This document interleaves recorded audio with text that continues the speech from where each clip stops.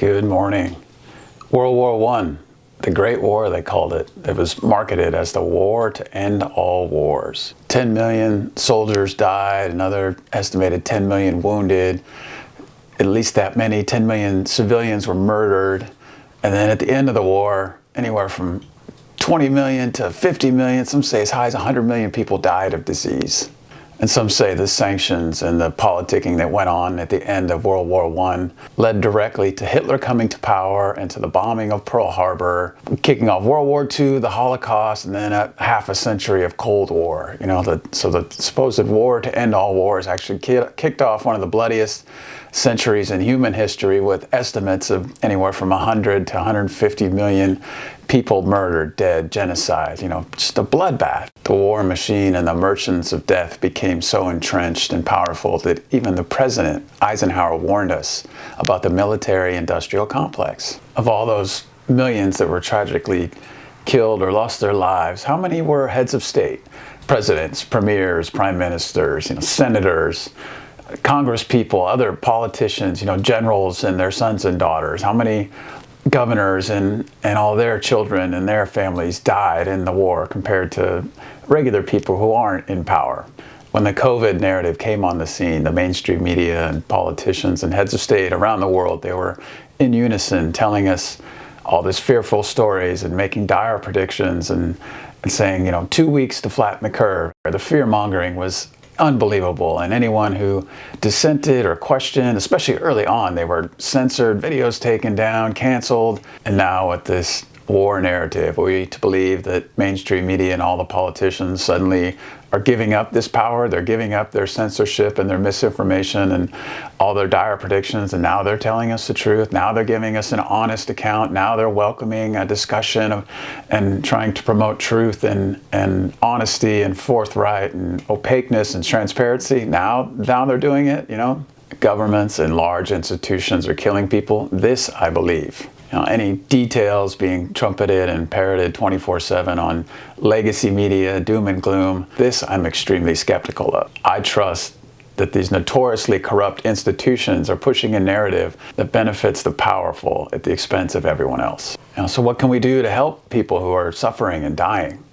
I just saw a creative way on Facebook. I don't know if this is the right way or a good way, but just a creative way of like renting an Airbnb house somewhere in the Ukraine or wherever they're suffering, and then writing a note saying, keep the money, I'm not coming, give the room to somebody else. That's a creative way to send people money.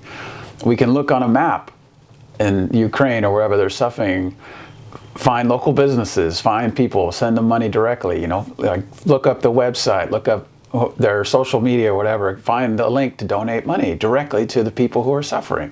For myself, in order to feel peaceful, to be the peace that I want to see in the world, I did some breath work, I did some breathing, I did some journaling, I went outside, I went for time in nature, got in the ocean, went surfing, whatever I have to do to clear my head and get some healthy exposure to fresh air and sunshine and community and friendship.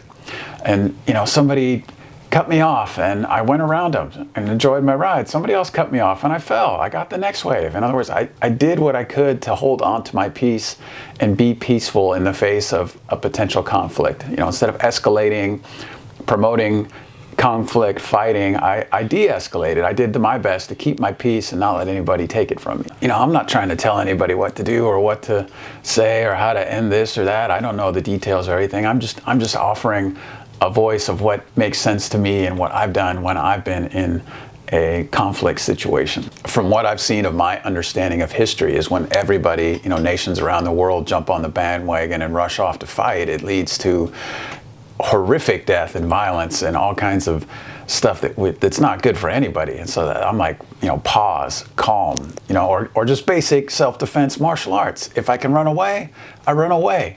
If I can talk my way out of the fight, I talk. If I can use psychological, distraction or whatever to trick the person into not fighting, I'll use that.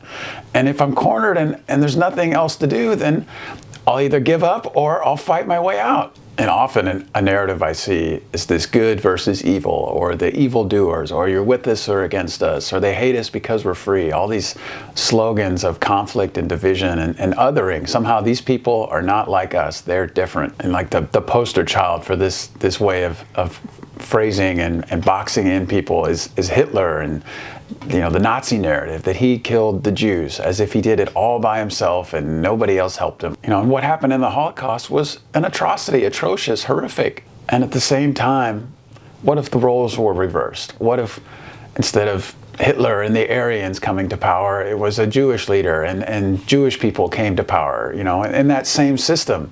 Would they do the same horrific acts as, would they kill 6 million Aryans? And for me, the answer to that question is looking to Palestine and looking what's happened there. The Palestinian people are suffering. They're being killed. For me, this is the reality of what power does to people. The system that corrupts people and makes good, honest people do evil things, horrible things. The problem isn't people. We can get rid of everyone, replace them with whole new people of different colors, different genders, different whatever, and the system will corrupt them. The system will, that power, once you give people that insane amount of power, they do bad things. That's the lesson to learn, is decentralize. Turn away from massive giving of power and reclaim our power. Get together locally, local control of our lives, local autonomy where we know each other and we can see everyone. We know who's doing what. And so for me, it's withdraw my support from the system. I'm not going to go fight in any war. I'm not going to join any company or make any weapons of war. I'm not going to, sell landmines or make bombs or do anything that contributes. I'm not going to make prisons and Holocaust camp. I'm not going to make death gas. I'm not going to support that kind of system. I'm going to do everything I can to reclaim my power and have right livelihood in a peaceful way of making a living and taking care of family and community and myself and everyone around me in a peaceful way. So my hope is everyone is safe and loved, and we all come together, join hands, and do the best we can to be kind and loving to everyone that crosses our path, and that we can come together more and cross paths more and be peaceful and loving as best we can. So thank you so much. Hi. Hi. Did you have a good walk? Did you have a good walk? I bet. Oh, yes. Okay.